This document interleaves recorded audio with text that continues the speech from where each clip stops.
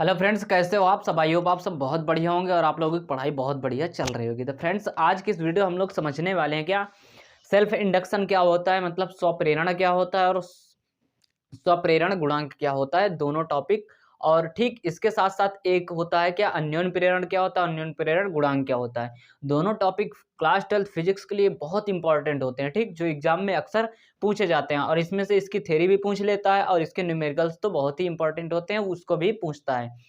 तो भाई आज की इस वीडियो हम लोग यही सारा कुछ डिस्कशन करने वाले हैं कि स्वप्रेरण क्या होता है, स्वप्रेरण गुणांक क्या होता है, अन्योन्य प्रेरण क्या होता है और अन्योन्य प्रेरण गुणांक क्या होता है, और इसके न्यूमेरिकल को भी आज हम लोग देखने वाले हैं इसी वीडियो में, ठीक है। तो वीडियो बहुत ही इंटरेस्टिंग होने वाली है, वीडियो को लास्ट तक देखना, आपके कोई भी डाउट नहीं रहेंगे, ठीक है। तो हाँ, चलिए बिना देरी करते हम लोग वीडियो को भी स्टार्ट करते हैं। और आप लोग अगर हमारे चैनल फर्स्ट टाइम विजिट कर रहे हो तो ज़्यादा से ज़्यादा सब्सक्राइब करिए भाई आप लोग, और उसके बाद वीडियो को शेयर भी करिए। चलिए बिना देरी करते हुए हम लोग वीडियो को स्टार्ट करते हैं अब। तो सबसे पहले हम लोग क्या समझेंगे भाई, स्वप्रेरण क्या होता है, स्वप्रेरण, ठीक है। आप इसका थोड़ा सा नाम की फीलिंग लीजिए भाई, स्वप्रेरण क्या होता है, फील करिए जरा इस शब्द को, फिर उसके बाद हम पढ़ाते हैं। स्वप्रेरण, स्वप्रेरण, ठीक, क्या स्वप्रेरण, सेल्फ इंडक्शन इसको हम लोग बोलते हैं, सेल्फ इंडक्शन, सेल्फ इंडक्शन भाई क्या होता है, सेल्फ इंडक्शन, स्वप्रेरण, ठीक। चलिए देखिए, मान लीजिए क्या है, अब फिजिक्स पढ़ रहे हो तो भाई कॉइल के बारे में जानते हो कि कुंडली क्या होती है, ठीक। तो मान लीजिए क्या है कुंडली, अब आपने इस फ्लक्स वगैरह सारा कुछ समझ लिया होगा और इसके पहले वाली वीडियो में आप लोगों ने देखा भी होगा, ठीक है। तो चलो हम लोग डायरेक्टली इसी को सीखते हैं, ठीक। तो देखो क्या होता है, मान लीजिए कोई कुंडली है, कोई कुंडली है, ठीक है। अगर उस कुंडली में क्या करें, बद्ध चुंबकीय फ्लक्स के मान में परिवर्तन करें तो आपको पता होगा क्या होगा, उसमें प्रेरित विद्युत वाहक बल उत्पन्न हो जाएगा। क्या उत्पन्न हो जाएगा? प्रेरित विद्युत वाहक बल। अब देखिए, जब ये प्रेरित विद्युत वाहक बल उसमें उत्पन्न होगा, जब प्रेरित विद्युत वाहक बल उत्पन्न होगा तो क्या होता है कि उस कुंडली में प्रेरित धारा बहने लगती है। सबसे पहले क्या हुआ, कुंडली है एक, उसमें क्या हुआ, फ्लक्स के परिवर्तन हुआ, ठीक है। बद्ध चुंबकीय फ्लक्स के मान में क्या हुआ, परिवर्तन हुआ, जिससे क्या हुई कि कुंडली में प्रेरित विद्युत वाहक बल उत्पन्न हो गया। क्या? प्रेरित विद्युत वाहक बल, ठीक। उस प्रेरित विद्युत वाहक बल के कारण क्या हुआ भाई, उस कुंडली में करंट फ्लो करने लगा, मतलब धारा बहने लगी, ठीक। तो यही घटना अपनी क्या कहलाती है, स्वप्रेरण कहलाती है। क्या? स्वप्रेरण, क्या? स्वप्रेरण। चलो देखो हम लोग लिखेंगे कैसे, ये समझते हैं। यदि किसी कुंडली से बद्ध चुंबकीय फ्लक्स के मान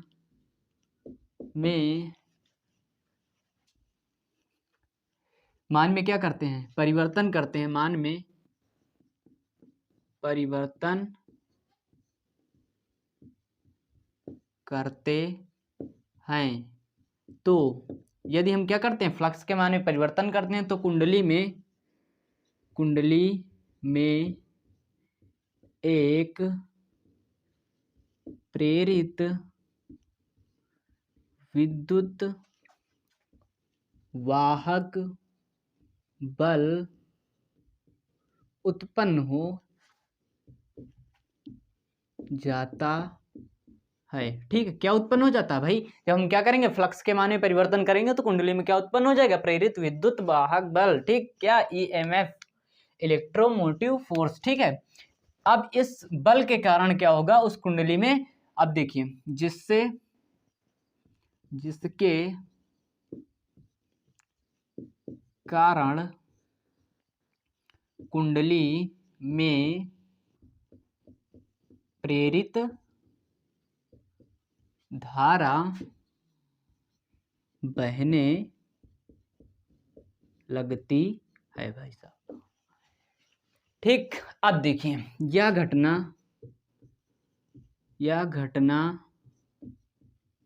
स्वप्रेरण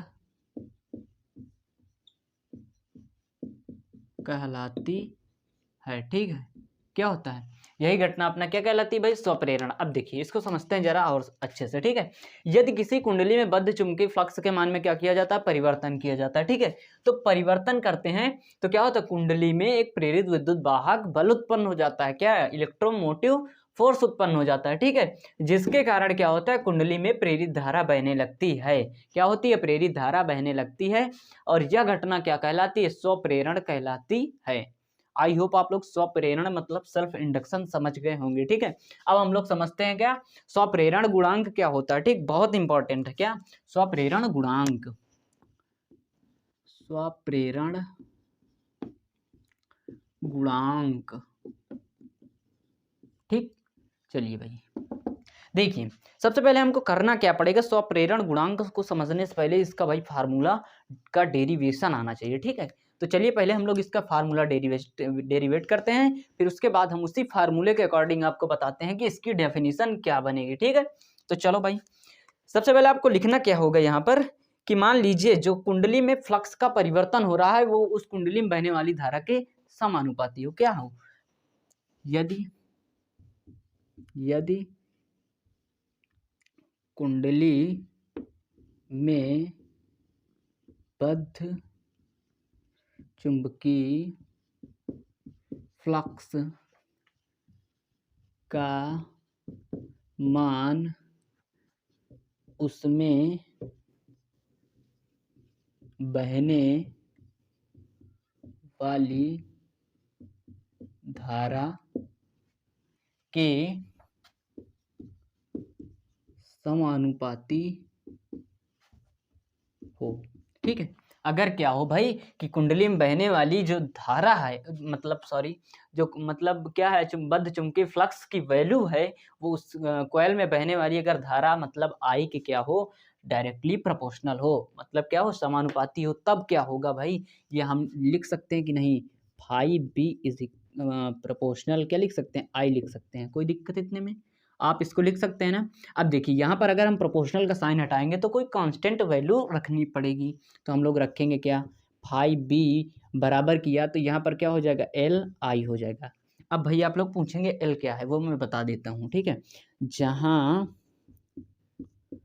एल क्या है, स्वप्रेरण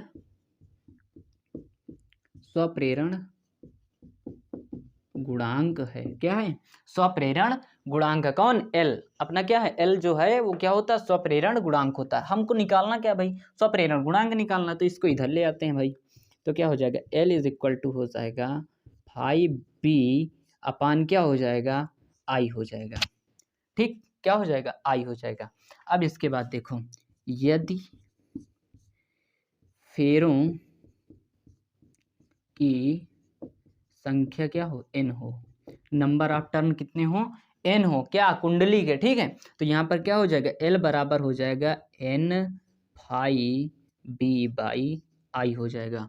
इसको मान लीजिए आप लोग इक्वेशन नंबर 1, ठीक। इतने में आपको कोई डाउट, मुझे नहीं लगता कोई डाउट होगा। अब देखो हम यहीं से अगर इसकी परिभाषा बनाना चाहें तो कैसे बनेगी, कि मान लीजिए कुंडली में एकांक धारा प्रवाहित करने पर, एकांक धारा क्या करने पर, प्रवाहित करने पर उसके सभी फेरों से बद्ध चुंबकीय फ्लक्स को हम लोग क्या कहते हैं, स्वप्रेरण गुणांक कहते हैं। क्या कहते हैं भाई, स्वप्रेरण गुणांक कहते हैं। एक बार फिर से आप लोग सुनिए बहुत ध्यानपूर्वक, देखिए, कुंडली में एकांक धारा प्रवाहित करने पर, एकांक धारा प्रवाहित करने पर उसके कुंडली के सभी फेरों में से, मतलब एन से, ठीक है, क्या, बद्ध चुंबकीय फ्लक्स को हम लोग क्या कहते हैं, स्वप्रेरण गुणांक कहते हैं।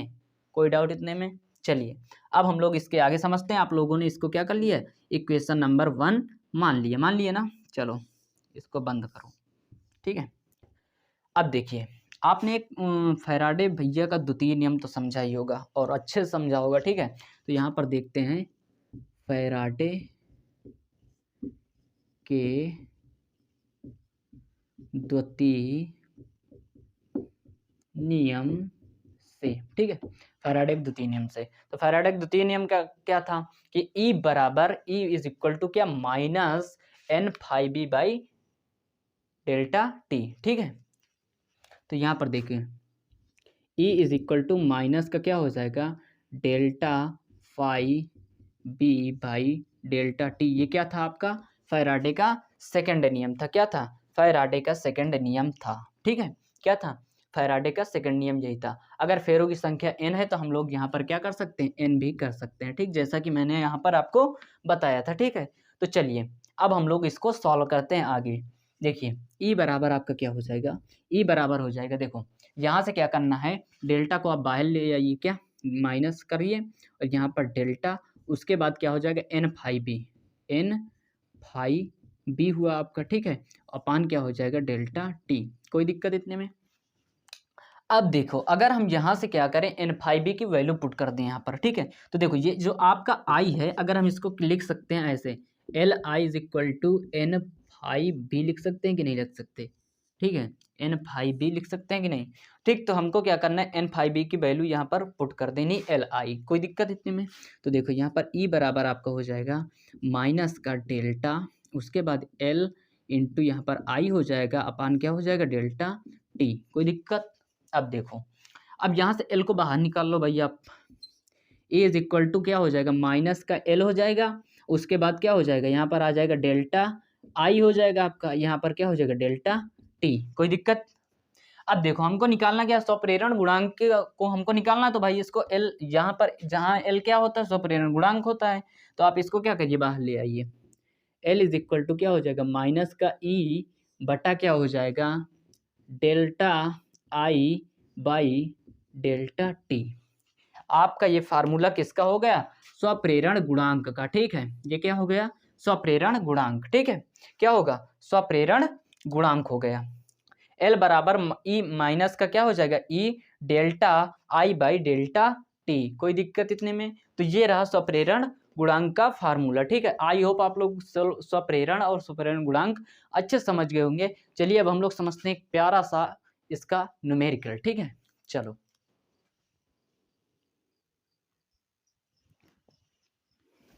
तो देखो यहाँ पर इस न्यूमेरिकल को हमको करना क्या है, सॉल्व करना है। क्या करना है, सॉल्व करना है। तो देखो भाई कैसे करेंगे इसमें, सबसे पहले देखिए आप क्वेश्चन को बहुत ही केयरफुली पढ़िए। क्या कहा गया है कि यदि किसी परिपथ में, मान लीजिए कोई सर्किट है जिसमें 0.1 सेकेंड में जो करंट है वो 5.0 से क्या हो जाता है, 0.0 एम्पियर तक करंट का मान क्या होता है, डिक्रीज होता है, मतलब गिरता है। ठीक है, गिरता है। यदि विद्युत वाहक बल का मान क्या हो, 200 वोल्ट हो, तो स्वप्रेरण गुणांक हमको बताना है। क्या बताना है, स्वप्रेरण गुणांक बताना है। ठीक है, तो देखो चलो फटाफट से इसको हम सॉल्व करते हैं और सीखते हैं।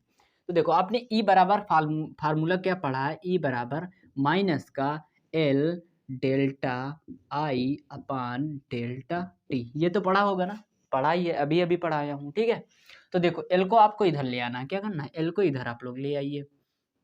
तो यहाँ पर एल बराबर आपका क्या हो जाएगा, माइनस का ई अपान डेल्टा आई, सॉरी यहाँ पर टी लिख गया, delta I by delta T हो जाएगा। ठीक है, अब क्या करना है, देखो यहाँ पर सारी सारी की जितनी वैल्यू दी हुई हैं आपको यहाँ पर क्या करना है, पुट करना है। ठीक, कैसे, वो ऐसे देखो, यदि किसी परिपथ में क्या कहा, जो 0.1 सेकेंड, टाइम आपको कितना दिया है भाई, 0.1 सेकेंड का दिया, कितना दिया है, 0.1 सेकेंड का। ठीक, तो चलो इसको हम लोग लिखते हैं। तो देखो यहाँ पर टी बराबर आपका कितना है, 0.1 सेकेंड। ठीक है, 0.1 सेकेंड है। अब इसके बाद देखो जो करंट की वैल्यू क्या है, डेल्टा टी की वैल्यू, डेल्टा टी की वैल्यू कितनी है, यहाँ पर 5.0, 0.0 से क्या हो जाएगा, 5.0 हो जाएगा। ठीक, तो यहाँ पर कितनी बचेगी भाई, 5, आपकी 5 ही बचेगी। ठीक है, जो डेल्टा टी की वैल्यू कितनी हो गई, 5 एम्पियर आपकी हो जाएगी, 5 एम्पियर हो गया। ठीक, अगर हम ई की बात करें भाई, ई की बात करें तो ई की वैल्यू कितनी है, यहाँ पर 200 वोल्ट है, 200 वोल्ट है। ओके, 200 वोल्ट आपको दिया गया क्या, ई की वैल्यू। ठीक है, तो हमको बताना क्या है, स्वप्रेरण गुणांक, मतलब एल की वैल्यू हमको बतानी है। ठीक है, तो चलो फटाफट से वैल्यू पुट करो भाई। एल बराबर आपका क्या हो जाएगा, ई की वैल्यू क्या है, 200 वोल्ट है। क्या है, 200 वोल्ट है, तो यहाँ पर लिखो 200, माइनस का साइन लगाओ। ठीक है, अब डेल्टा टी की वैल्यू कितनी है भाई, या तो आप इसको डायरेक्ट यहाँ पर कर सकते हो, या तो आप 5 एम्पियर सीधे सीधे लिख दो। क्या, 5 एम्पियर बटा क्या हो जाएगा, डेल्टा टी की वैल्यू क्या है, 0.1 है। ठीक है, क्या है, 0.1 है। ठीक, तो अगर हम लोग इसको क्या करते हैं, सॉल्व करते हैं, तो आपकी एल की वैल्यू कितनी आ जाएगी भाई, एल की वैल्यू यहाँ पर आ जाएगी आपकी 4 पंचे 20। ठीक है, तो यहाँ पर 4 हेनरी आ जाएगा। क्या, 4 हेनरी आपकी वैल्यू आएगी, किसकी, हेनरी, ठीक है।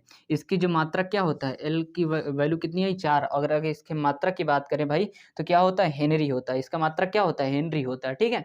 तो आप इस न्यूमेरिकल को समझ गए। तो बेसिकली अगर एग्जाम में बात किया जाए तो न्यूमेरिकल कुछ इस टाइप से आते हैं, अगर क्या डेफिनेशन के साथ देता है तो ठीक है। अगर स्पेशल टाइप से देगा तो फिर भाई थोड़ा सा टफ भी हो सकता है, लेकिन आपको इसी में से कोई एक वैल्यू को क्या करेगा, पूछेगा, आपको इसी फार्मूले की सहायता से इसको सॉल्व कर लेना, ठीक है। कोई दिक्कत, आई होप आप लोग समझ गए होंगे। चलिए अब हम लोग समझते हैं क्या अन्योन्य प्रेरण क्या होता है, अन्योन्य प्रेरण गुणांक क्या होता है, इसके बारे में समझते हैं और प्यारा सा उसका भी एक न्यूमेरिकल सॉल्व करते हैं, ठीक। तो चलो अब हम लोग समझते हैं क्या म्यूचुअल इंडक्शन मतलब अन्योन्य प्रेरण क्या होता है, ठीक। तो देखो अन्योन्य प्रेरण क्या होता है कि मान लीजिए देखो उसमें क्या थी, एक ही कुंडली थी। स्वप्रेरण में क्या बताया था मैंने, एक कुंडली थी, बट इसमें क्या होंगी, दो कुंडलियां होंगी। क्या होंगी, दो कुंडलियां। यदि हम दो कुंडलियों को पास पास रख करके, जैसे कैसे, ऐसे देखो यहाँ मैंने क्या कर दिया, यहाँ पर बना लिया भाई एक कुंडली, ये इस टाइप से मैंने एक कुंडली बना लिया, ठीक है। इस टाइप से कुंडली बना लिया, ठीक है। अब देखो यहाँ से क्या इसको हम दे रहे हैं, क्या सप्लाई दे रहे हैं, ठीक। यहाँ से इसको दिया हमने सप्लाई, उसके बाद एक कुंडली हम इसको यहाँ पर बना लेते हैं, क्या यहाँ पर बना लेते हैं इस टाइप से, ठीक है। और यहाँ से क्या हो रहा है, ये आपकी द्वितीय कुंडली है और यहाँ से आपका आउटपुट निकलेगा, ठीक है। आउटपुट, ठीक, कुछ भी हो सकता है। अब उसके आगे मत जाइए आप लोग, इतना समझना है आपको सिर्फ अन्योन्य प्रेरण क्या होता है, ठीक है। तो देखो यहाँ से क्या हो रही है, करंट फ्लो हो रही है, ठीक है। ठीक, क्या हो रही है, ये क्या है आपकी प्राइमरी कोयल है और ये क्या है आपकी सेकेंडरी कोयल है। कोई दिक्कत इतने में। तो देखिए इसमें क्या है, यदि हम दो कुंडलियों को पास पास रख करके क्या कर रहे हैं, दो कुंडलियों को पास पास में रख करके प्राथमिक कुंडली में बहने वाली धारा के मान में क्या करें, परिवर्तन करें। क्या कहा मैंने कि देखिए दो कुंडलियों को पास पास रखकर, ये दोनों कॉइल हैं, ठीक है, प्राइमरी और सेकेंडरी दोनों कॉइल हैं। अगर हम इनको क्या करते हैं, पास पास रख करके प्राइमरी कॉइल में बहने वाली धारा के मान में क्या करते हैं भाई, परिवर्तन करते हैं, तो द्वितीय कुंडली के सिरों में, ये दोनों सिरे हैं इसके, ठीक है, ये आप कुछ भी मान सकते हो, यहाँ तक भी इसके सिरे हो सकते हैं, ठीक है। तो देखो द्वितीय कुंडली के सिरों में क्या हो जाता है, प्रेरित विद्युत वाहक बल उत्पन्न हो जाता है। भाई कब उत्पन्न होगा, जब हम प्राइमरी कोयल में मतलब प्राथमिक कुंडली में बहने वाली धारा के मान में परिवर्तन करेंगे। क्या करेंगे, जब अगर मान लो क्या हम प्राइमरी कोयल में बहने वाली धारा के मान में परिवर्तन करते हैं तो द्वितीय कुंडली के सिरों में क्या हो जाता है, प्रेरित विद्युत वाहक बल उत्पन्न हो जाता है। क्लियर इतना। अब देखिए जब इसमें क्या प्रेरित विद्युत वाहक मतलब ईएमएफ जनरेट हुआ, इस कुंडली के सिरों में क्या हो गया, ईएमएफ अगर जनरेट हो गया, ठीक, तब क्या होगा, इस ईएमएफ के कारण भाई इस द्वितीय कुंडली में भी क्या होगी, धारा बहने लगेगी। क्या धारा बहने लगेगी, कौन सी धारा, प्रेरित धारा। कौन सी धारा, प्रेरित धारा बहने लगेगी, ठीक है।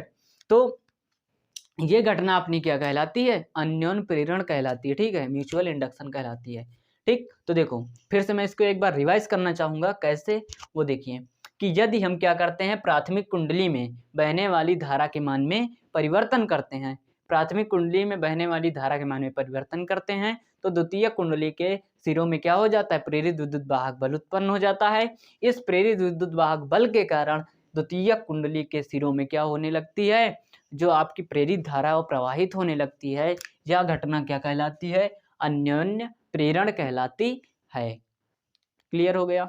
चलिए अब आप लोग इसको लिख सकते हैं, मुझे लिखने की कोई ज़रूरत नहीं है, वीडियो फालतू में क्या हो जाएगी, बड़ी हो जाएगी, ठीक, तो कोई फ़ायदा नहीं है। आप लोग इसको लिख सकते हैं। एक बार फिर से मैं बोलता हूं कि यदि क्या प्राथमिक कुंडली में बहने वाली धारा के मान में परिवर्तन करते हैं तो द्वितीय कुंडली के सिरों में क्या प्रेरित विद्युत वाहक बल उत्पन्न हो जाता है। इस प्रेरित विद्युत वाहक बल के कारण द्वितीय कुंडली में क्या होती है, प्रेरित धारा बहने लगती है। यह घटना क्या कहलाती है, अन्योन्य प्रेरण कहलाती है, ठीक है। अब हम लोग समझते हैं कि अन्योन्य प्रेरण गुणांक क्या होता है, ठीक। तो चलो भाई फटाफट से हम लोग समझते हैं, ठीक है।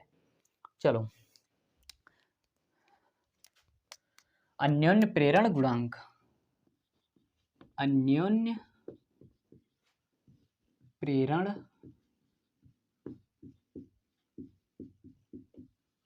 गुणांक, ठीक है।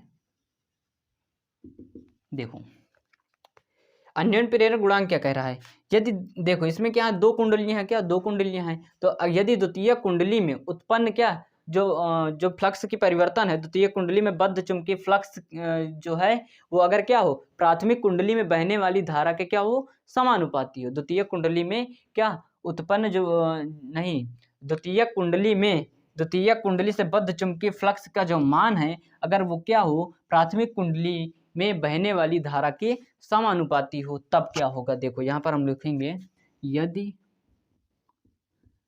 द्वितीयक कुंडली में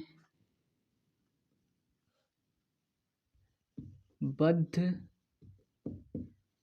चुंबकीय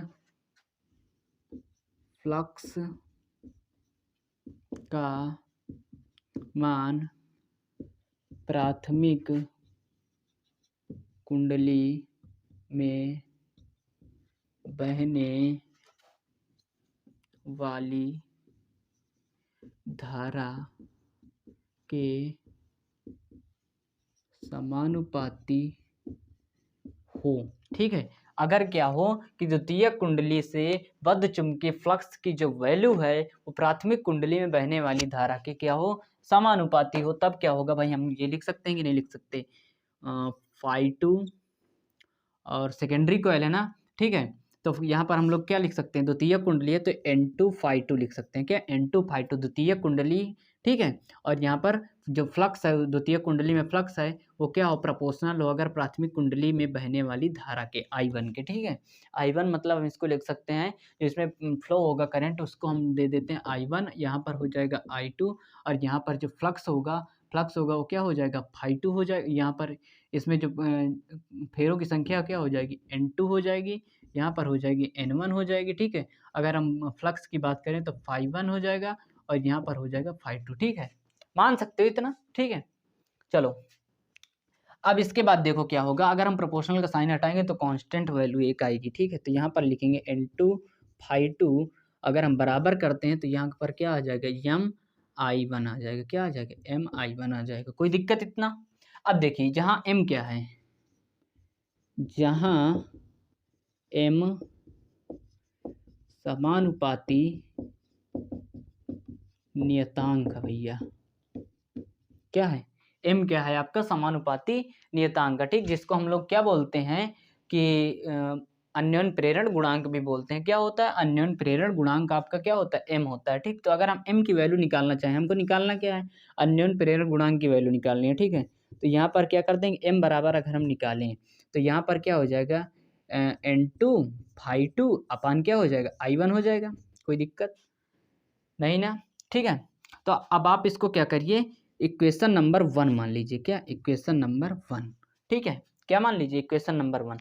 अब देखिए यहीं से अगर हम लोग समझे इसकी क्या डेफिनेशन को, अगर समझते हैं क्या अन्योन्य प्रेरक गुणांक की, तो क्या होगी। तो देखो यदि प्राथमिक कुंडली में क्या N1 है, क्या, अरे I1 है यहाँ पर, तो यदि प्राथमिक कुंडली में एकांक धारा प्रवाहित करने पर द्वितीय कुंडली के सभी फेरों में से बद्ध चुंबकीय फ्लक्स को क्या कहते हैं, अन्योन्य प्रेरण गुणांक कहते हैं, ठीक। क्या कहते हैं, प्राथमिक कुंडली में क्या करना है, प्राथमिक कुंडली में एकांक धारा प्रवाहित करने पर द्वितीय कुंडली के सभी फेरों में से बद्ध चुंबकीय फ्लक्स को हम लोग क्या कहते हैं, अन्योन्य प्रेरण गुणांक कहते हैं, ठीक है। जिसको हम लोग किससे रिप्रेजेंट करते हैं, M से रिप्रेजेंट करते हैं, ठीक है। अब देखिए, अब इसके आगे आपको करना क्या है, इसके आगे आपने भाई वही फैराडे का दूसरा नियम लगाना है, क्या, फैराडे के दूसरे नियम से यहाँ पर लिखेंगे फैराडे के द्वितीय नियम से, ठीक है। फैराडे का दूसरा नियम क्या था, E बराबर minus delta phi by delta T, ठीक है। E बराबर क्या था, minus delta phi by delta T. तो देखो यहाँ पर क्या हो जाएगा, E बराबर आपका हो जाएगा माइनस का delta phi B by delta T. कोई दिक्कत इतने में। अब देखिए यहाँ पर क्या था, डेल्टा फाई बी है, ठीक है, क्या है, डेल्टा फाई बी है। अब देखिए यहाँ पर क्या है अपना, यहाँ पर φ2 है। अगर हम इसको इसके अकॉर्डिंग क्या करें, इसको हम क्या करते हैं, इसके अकॉर्डिंग चेंज करें, तब क्या हो जाएगा, यहाँ पर हम क्या कर सकते हैं, E बराबर अगर हम करें तो यहाँ पर माइनस का क्या हो जाएगा, यहाँ पर हो जाएगा N2 डेल्टा, यहाँ पर क्या हो जाएगा N2, सॉरी यहाँ पर N2 डेल्टा φ2 अपान डेल्टा टी हो सकता है। ठीक है, हो जाएगा कि नहीं, क्योंकि यहाँ पर देखिए द्वितीयक कुंडली है और उसमें जो फ्लक्स होगा वो भी क्या हो जाएगा, phi2 के नाम से हम उसको कर देंगे। ठीक है, तो यहाँ पर हमने क्या कर दिया है, यहाँ पर इसके अकॉर्डिंग हमने इसको चेंज कर दिया सेम टू सेम। देखो कोई हमने इसमें एक्स्ट्रा वर्क नहीं किया। ठीक, तो आपको क्या करना है, अब इसके आगे यहाँ पर समझते हैं। ठीक, देखो यहाँ से डेल्टा को आप क्या करिए, बाहर कर लीजिए। क्या करिए, बाहर कर लीजिए। कौन, डेल्टा को। ठीक, तो देखो ई बराबर आपका हो जाएगा माइनस का डेल्टा n2 phi2 अपान का डेल्टा टी। ठीक, इतना समझ में आया।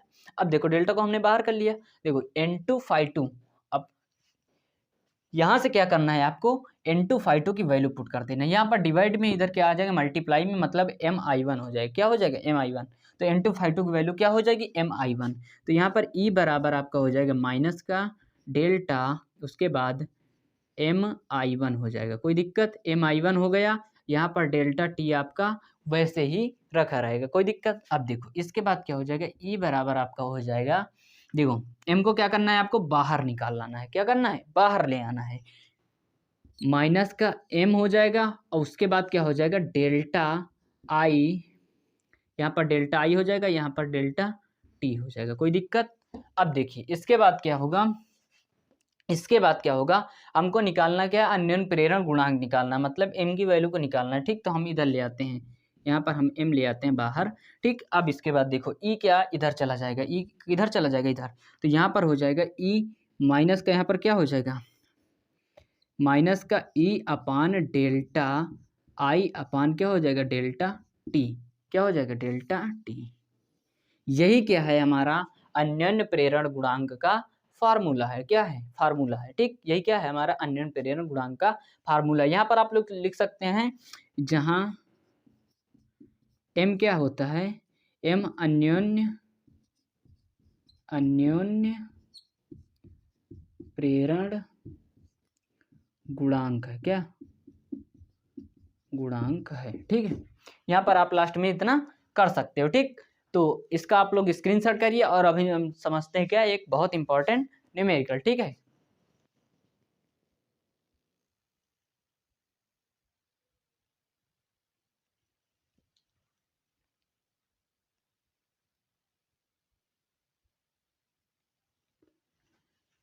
चलो अब हम लोग देखते हैं क्या, न्यूमेरिकल को। ठीक है, देखो यहाँ पर क्या कहा गया है कि प्राथमिक कुंडली में बहने वाली धारा 3 एम्पियर की, देखो प्राथमिक कुंडली में बहने वाली 3 एम्पियर की धारा को क्या 1 × 10⁻³ सेकेंड में क्या कर दिया जाता है, जीरो कर दिया जाता है। क्या कर दिया जाता है, शून्य कर दिया जाता है।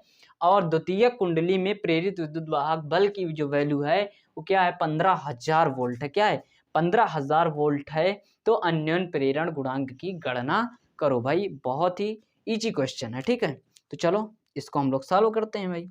तो देखो आपने एक फार्मूला पढ़ा ही है, अभी पढ़ा है, ई बराबर क्या, माइनस का m डेल्टा आई अपान डेल्टा टी। ठीक, इसको पढ़ा है। अब देखो अगर हमको निकालना क्या, अन्योन्य प्रेरण गुणांक की वैल्यू निकालना है, तो m को आप लोग क्या करिए, इधर ले आइए।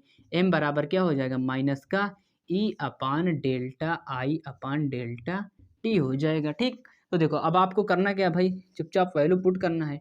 ठीक है, देखो यहाँ पर क्या दिया है कि जो करंट की वैल्यू है, मतलब आई डेल्टा आई की वैल्यू है, डेल्टा आई की अगर हम वैल्यू निकालना चाहें तो 3 एम्पियर से क्या हो गई, 0 एम्पियर हो गई। ठीक है, तो यहाँ पर क्या होगा, 0 - 3 बराबर 3 हो जाएगा। कोई दिक्कत, 3 एम्पियर बचा। ठीक है, अब इसके बाद देखो EMF की वैल्यू कितनी है, मतलब ई की वैल्यू प्रेरित विद्युत वाहक बल की 15,000 वोल्ट है। ठीक है, अब अगर हम देखें तो बताना क्या है हमको, m बराबर बताना है। ठीक है, तो चलो फटाफट से यहाँ पर क्या करो, वैल्यू पुट करो। माइनस ई की वैल्यू कितनी है, यहाँ पर देखो 15,000 वोल्ट, 15,000। ठीक, अब इसके बाद क्या होगा, डेल्टा आई की वैल्यू, डेल्टा आई की वैल्यू क्या है, 3 है, 3। ठीक, बटा अब यहाँ पर डेल्टा टी की वैल्यू, यहाँ पर डेल्टा टी की वैल्यू दिया है क्या, 1 × 10⁻³ दिया है। ठीक है, सेकेंड, क्या है, सेकेंड में। ठीक है, तो इसको हम रख देते हैं क्या, 1 × 10⁻³ ठीक है, अब देखो सॉरी यहाँ पर 1 × 10⁻³ दिया हुआ है, कोई दिक्कत इतने में। अब देखो ये जो आपका क्या है, ये आपका चला जाएगा ऊपर, ठीक। तो देखो इसको इस प्रकार से हम लिख सकते हैं, m बराबर क्या हो जाएगा 15,000 गुणे, यहाँ पर 10⁻³ ऊपर चला गया, 10⁻³ ऊपर चला गया, ठीक है। आपका नीचे बचा क्या 3 बचा, क्या बचा 3 बचा, ठीक है। तो देखो यहाँ से क्या होगी, माइनस का है ना, तो इसकी सारी की सारी पावर क्या हो जाएंगी, कैंसिल हो जाएंगी। तो यहाँ पर आपकी जो वैल्यू आएगी इसको हम लोग कट करते हैं, तो यहाँ पर कितना हो जाएगा भाई 5×3 = 15, 5 हो जाएगा, ठीक है। तो यहाँ पर अगर हम m की वैल्यू निकालें तो क्या आ जाएगा 5 हेनरी आ जाएगा, क्या हेनरी। अन्योन्य प्रेरण गुणांक की वैल्यू क्या आ गई 5 आ गई, ठीक। कितना आ गया इसका आंसर 5 हेनरी आएगा, ठीक है। तो आपको कुछ इस प्रकार से न्यूमेरिकल पूछेगा, आप इसी तरीके से सॉल्व कर सकते हैं, बहुत ईजी तरीका है, ठीक। आई होप आप लोगों को वीडियो अच्छी लगी होगी, अगर अच्छी लगी हो तो प्लीज़ चैनल को सब्सक्राइब करके वीडियो को लाइक करिए और ज़्यादा से ज़्यादा शेयर करिए। चलिए फिर मिलते हैं किसी नेक्स्ट टॉपिक में, तब तक के लिए सबको बाय।